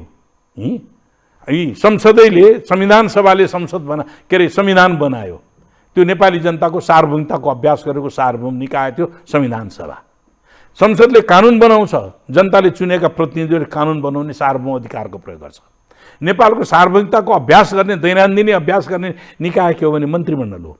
मन्त्रीमण्डलले प्रोसिड्युरल लहरूका निम्ति उसले चाहिँ नियमावली बनाउँछ, प्रक्रियाहरू अगाडि बढाउनका निम्ति होइन, रुल एन्ड रेगुलेसनलाई चाहिँ अर्डरमा राख्नका निम्ति उसले चाहिँ विभिन्न नियमहरू बनाउँछ। त्यो कानुन हुन्छ। सर्वोच्च अदालतले कानुनका सम्पूर्ण व्याख्या गर्ने, संविधानदेखि सबैको व्याख्या गर्ने अधिकारी सर्वोच्च अदालत हो। सर्वोच्च अदालतले फैसला गरेको चिज कानुन हुन्छ। अब यदि यो सम्झौता कानुन आन्तरिक सम्झौतासँग आन्तरिक कानुनहरूसँग बाजिएको हदसम्म यो सम्झौता कार्यान्वयन हुनेछ भनेपछि हाम्रो संविधानभन्दा माथि बोक्यो भएन त्यो, हाम्रो कानुनभन्दा माथि बोक्यो भएन त्यो। एउटा कर्मचारीले गरेको हस्ताक्षर जो सम्झौताको मापदण्डभित्र छैन, त्यो चिज हामीलाई गभर्न गर्ने भयो, हामीलाई शासन गर्ने भयो, अनि हाम्रो सबरेन्टी कहाँनिर बच्यो? यो के हुन्छ भने बुढीलरी भन्ने होइन, कालपल्कियो भन्ने जुन नागेरको उखान छ, यदि त्यो तरिकाबाट हामी गयौँ भने पक्कै पनि त्यो असर पर्छ अरूहरू होइन। फेरि पनि मैले सुरुमै भनिदिइसकेँ तपाईँलाई, त्यो के हो भने होइन, डेभलपमेन्टको कुरा गर्दाखेरि पनि यो पोलिटिक्स उनीहरूको रणनीतिक सोचबाट इन्डिपेन्डेन्ट त हुँदैन, यो त अलगै त होइन नि होइन। त्यसमाले यदि यो अहिले एमसिसीको केसमा भएको एउटा इन्सिडेन्ट भोलि अरू त्यस्तै कुराहरू हुँदै गए र यहाँ चाहिँ एमसिसी हुन दिन हुँदैन भन्ने फोर्स, एमसिसी टाइपका प्रोजेक्ट हुन दिन अथवा अमेरिकन प्रोजेक्ट हुन दिन अथवा पश्चिमाहरूको यहाँ उपस्थिति हुन दिन हुँदैन भन्ने किसिमको आवाज बलियो हुँदै गयो भने त निश्चित रूपमा त्यसले असर गरि नै हाल्छ। त्यसपछि त्यो पोलिटिकल भ्याक्युम कसले फिल गर्छ भन्ने उनीहरूलाई कन्सर्नको विषय हुने हो। अब त्यो अवस्था भनेको अलि फार स्ट्रेस हो, तर एउटै यो इन्सिडेन्टले त्यत्रो साह्रो असर नगर्ला होइन। तर त्यसपछिका घटनाहरूले चाहिँ धेरै कुरा देखाउँछ। त्यसमा हामी केयरफुल हुनु पऱ्यो। त्यहीँनिर कहीँ हामीले पान्डोराज बक्स त खोलिरहेका छैनौँ भन्ने कुरामा चाहिँ हामी ख्याल गर्नुपर्ने हो। र यहीँनिर मेच्युरिटीको कुरा मैले अघि सुरुदेखि गरेको कुरा नै त्यही नै। 4-5वटा विचारहरू देखिन्छन् ठिक छ भन्नेहरू, जसले मैले अघि भने यी कुराहरू हामी ट्रेडिसनली पर्वमा हिजो गरेका थियौँ, यस्तै शर्तहरू राख्थ्यौँ। बागमतीमा धेरै पानी बगेर गइसक्यो, राजनीतिक प्रणाली फेरियो, जनताहरू अधिकार सम्पन्न बनाउने अभियानमा लागे, नेपाली जनतामा सचेतता आयो। पुरानै दास्ता स्वीकार गर्ने, त्यसो भने राणा शासन किन स्वीकार नगर्ने? त्यसो भने अङ्ग्रेजको उपनिवेश किन स्वीकार नगर्ने? उपनिवेश पनि त उसले लिगल्ली उपनिवेश गराएको थियो नि त होइन। अनि सुगौली सन्धि हामीले चाहिँ गरेका थियौँ, खै त। त्यस कारणले हिजोको जे थियो त्यो परम्परा आज पनि ठिक छ भन्ने मानसिकता दास मानसिकता हो। एक। दोस्रो, यो ठिक छ भन्ने जुन सोच अर्को बौद्धिक समुदायमा देखिन्छ, मैले सुरुमै भने ती बौद्धिक दासहरू हुन्। राष्ट्रिय स्वतन्त्रता र स्वाधीनता भन्दा पनि उनीहरू अरू मुलुकको हितको बढी प्राथमिकतालाई ध्यान दिने गर्दछन्। दोस्रो पार्ट हो। अर्को, यो पर्ख्यो भन्ने त्यहाँनिर दुईटा पार्ट देखिन्छन्। एउटा जनमतको जति दबाब हुन्छ त्यो जनमतको दबाबलाई थेक्न नसकेर त्यसलाई अब चाहिँ नि बिस्तारै पन्छाउँदै जानुपर्छ भन्ने पनि छ। एउटा यसलाई नो, यस र नो भन्ने स्थितिमा कुटनीतिक किसिमले यसलाई चाहिँ नि एभोइड गर्न पायो भन्ने एउटा कुटनीतिक बाटो खोजेको हुने हुन्छ। डिले एन्ड डिफ्युज भन्छ नि, ढिलो गर्दै जाने, त्यो निष्क्रिय बनाउने। मैले त भन्छु यस अर नोमा जान सक्नुपर्छ। श्रीलङ्काले गर्यो यस अर नो, हामीले पनि भन्छौँ यो राष्ट्रिय हितमा विवादित भयो, नेपाली जनताले यसलाई अस्वीकार गरे, राजनीतिक दलहरूमा सर्वसहमत बन्न सकेन, त्यसकारण हाललाई यो सम्झौता अस्वीकार गरिन्छ भनेर हुनुपर्ने। यो भन्ने बित्तिकै नेपालको कूटनैतिक सम्बन्ध बिग्रिन्छ। यी सबै दास मानसिकता हो। त्यो हुनसक्छ। त्यो किन हुनसक्छ भन्दा यस्ता प्याक्ट्सहरू कुन भएका छन् सबै बाहिर आउँदैनन् होइन। त्यसैले अहिले जस्तो अघि मैले राखेँ, अहिले दुईटा कन्ट्रीको बिचको, दुईटा पावरको बिचको टसल यो रिजनमा भइराखेको छ होइन। अमेरिकन र चाइनिज, यही दुईटा फोर्सको हो। अब यो भित्र जब यो टसल हुन्छ त्यति बेला उसले के सोचिराखेको छ, उसले के सोचिराखेको छ भन्ने गेस गर्ने कुरा मात्रै हो। अब कति हाम्रो यहीँ पनि भनिन्छ कि चाहिँ यो सबै योजना चाहिँ चाइनाले हेर्ने योजना अन्तर्गत पर्यो भन्छ कसैले होइन। कसैले के भन्छ भन्दा कि चाहिँ चाइनाले इन्डियालाई हेर्नलाई यो सब गरे, त्यही उनीहरूले मालदिभ्समा बेस बनाइराखेको छ, त्यही अन्तर्गतको बिहार आयो भन्छ। अब हामीले यो सबै कुरा हेरेर आफ्नो क्षमता अनुसार, आफ्नो क्यापासिटी, आफ्नो इन्ट्रेस्ट अनुसार ब्यालेन्स गर्नुपर्ने हुन्छ। हुनै भने पनि हामीले त्यसलाई ब्यालेन्स गर्न सक्नुपर्ने हुन्छ होइन। त्यही नै हो डिप्लोमेसी, त्यही नै हो मेच्युरिटी, त्यही नै हो हाम्रो स्ट्यान्डिङ। अब दुईटा ठुल्ठुला कन्ट्रीहरूलाई झगडै गरिहाल्यो भने होइन, हामी त रोक्नु त सक्दैन, हामी त बिचमा पिसिने नै हो। अमेरिकनहरूले के गर्छन् उनीहरूको आफ्नो कुरा हो, हाम्रो तर्फबाट हामीले एउटा आफ्नो निर्णय दिनुपर्छ। र मेरो सजेसन त के हुन्छ भने पोलिटिकल लिडरसिपले मेच्युरिटी देखाउनुपर्छ होइन। यो कहीँ भोलि गएर यस किसिमको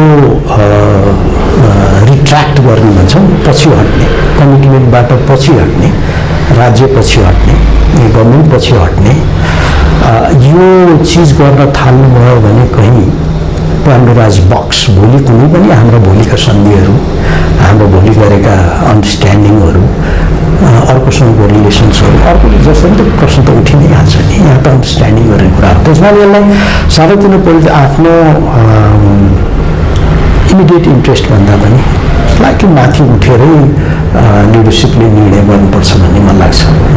पर्फेक्ट केही पनि हुँदैन होइन। अब यो समाजमा, यो सोसाइटीमा अहिलेको जियोपोलिटिकल पावर गेममा हामी जसरी स्थापित छौँ, जहाँ हाम्रो स्थान छ, त्यसले धेरै नै हाई लेभलको मेच्युरिटी खोज्छ र लिडरसिपले पनि त्यही अनुसार व्यवहार गर्नुपर्ने। यो भयो भने सम्बन्ध बिग्रिन्छ, अमेरिका रिसाउँछ, नेपाली जनता रिसायो भने के हुन्छ नि? मेरो सिधा काउन्टर हो। नेपाली जनतालाई खुसी पार्ने हो कि विदेशीलाई खुसी पार्ने हो? हाम्रा देशका राजनीतिक दलहरू, देशका राजनीतिक दलहरू कसका प्रतिनिधि हुन्? देशको सरकार कसको प्रतिनिधि हो? अमेरिकाको प्रतिनिधि हो? एमसिसीको प्रतिनिधि हो कि नेपाली जनताको प्रतिनिधि हो?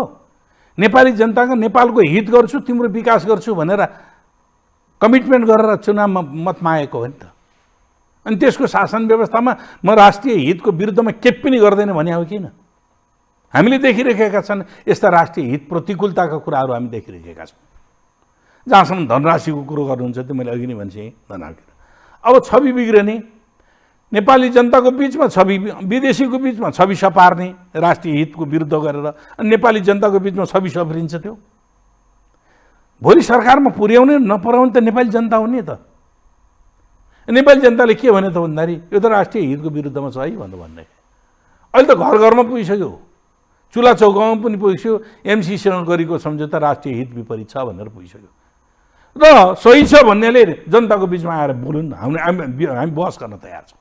आऊ सामनेमा फेस टु फेस जनताका बिचमा हामी बहस गर्न तयार छौँ।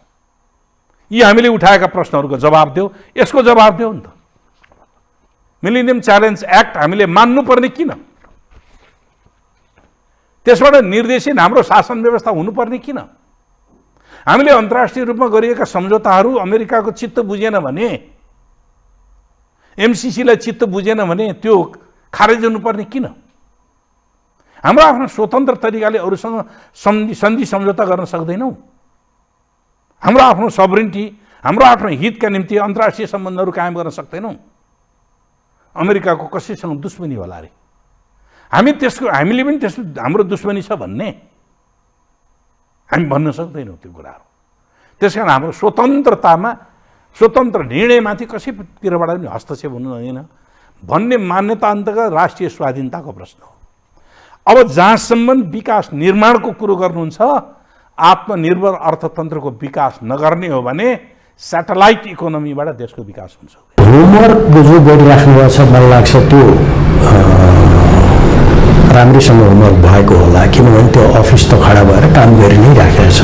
मेरो भनेको टाइममा सिद्ध्याउनुहोस् र एनसिसीको एउटा ड्युटी भन्नुहोस् अथवा त्यसको कन्डिसन भन्ने के थियो भने टाइम बााउन्ड थियो कि यतिमा सिद्ध्याउनुपर्छ, यदि सिद्धिएन भने प्रोजेक्ट चाहिँ त्यसको चाहिँ फ्रिज हुन्छ भन्ने थियो है।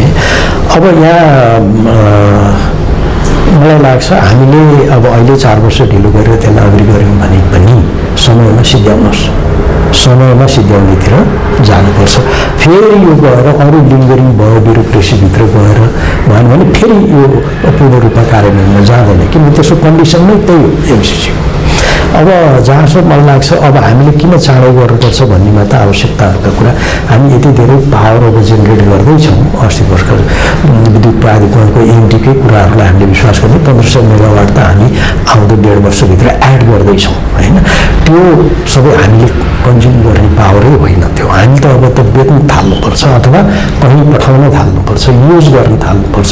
त्यो सबैलाई इन्फ्रास्ट्रक्चर बेटर मेजर बोटलनेक हो होइन। त्यो भनेको पावरको कुरा गर्दाखेरि ट्रान्समिसन लाइन नै हो होइन। सब स्टेसन्सहरू बनेका छन् टु सम एक्सटेन्ट, ट्रान्समिसन लाइन्सहरू, त्यो कपासिटीको ट्रान्समिसन लाइनहरू बनाउन समय लाग्छ, सिद्ध्याउनुहोस् है। अब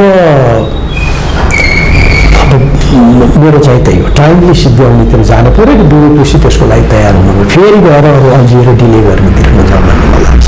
मेच्योरिटी देखाउनुहोस् होइन, मेच्योर डिप्लोमेसी देखाउनुहोस्। उच्छृङ्खलताको काम छैन अहिले।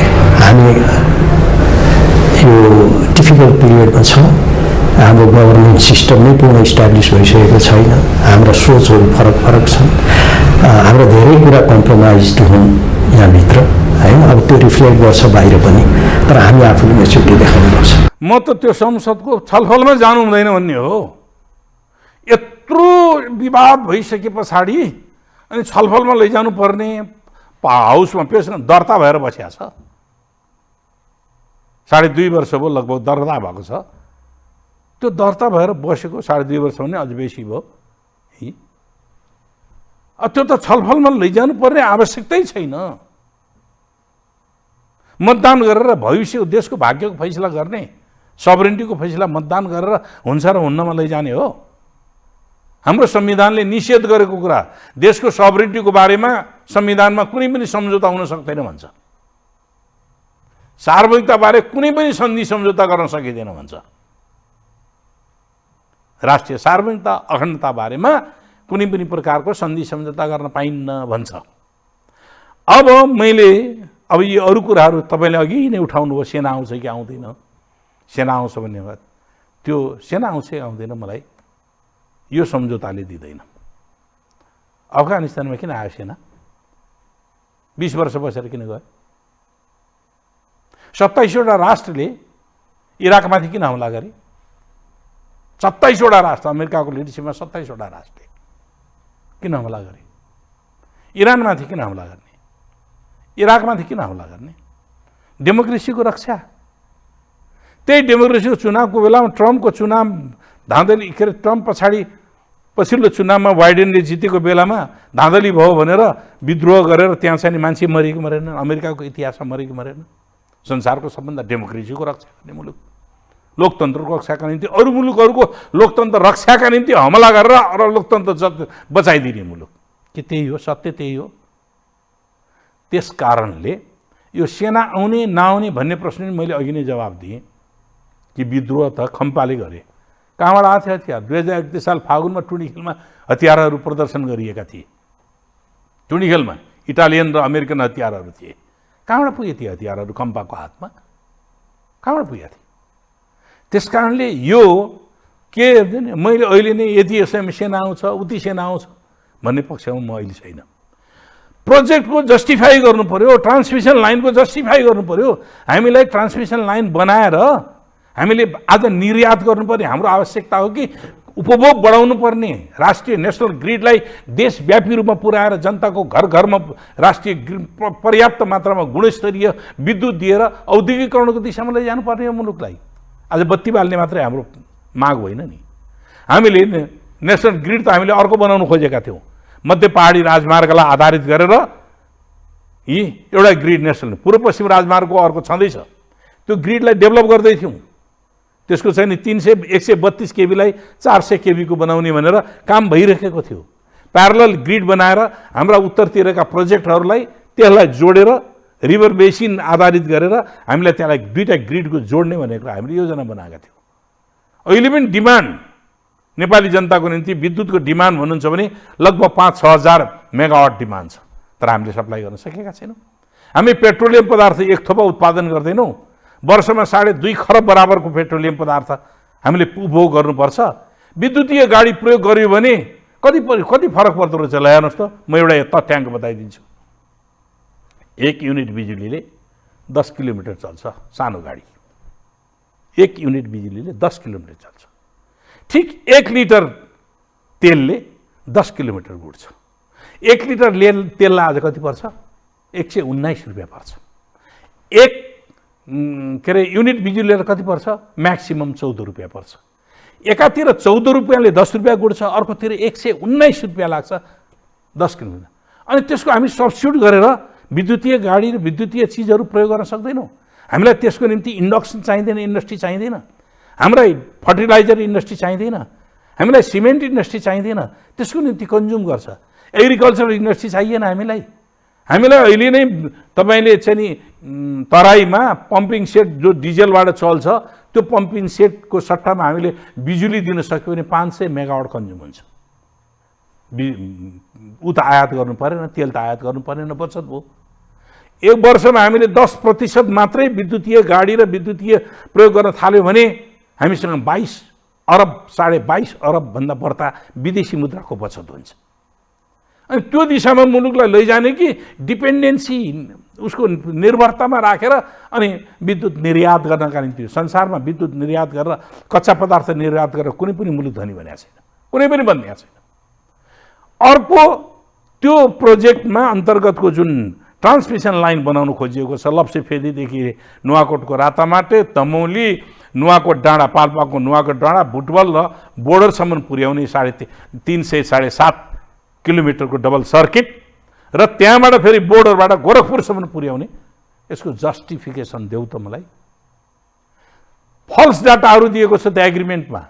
नेपाली जनताले यो प्रोजेक्ट सम्पन्न भइसकेपछि 2,30,00,000 जनताले यसबाट बेनिफिट हरेक वर्ष बेनिफिट प्राप्त गर्नेछन्। नेपालको पपुलेसन कति? ती एजुम गर्छ यो प्रोजेक्ट सकिने बित्तिकै नेपालको पपुलेसन 3,15,00,000 हुनेछ भन्नुहुन्छ। 3,15,00,000 को पपुलेसन, जबकि 2,30,00,000 जनताले त्यहाँबाट बेनिफिट प्राप्त गर्छन् भन्छ। के अरे गण्डकी करिडोरमा 2,30,00,000 जनता बस्छन्?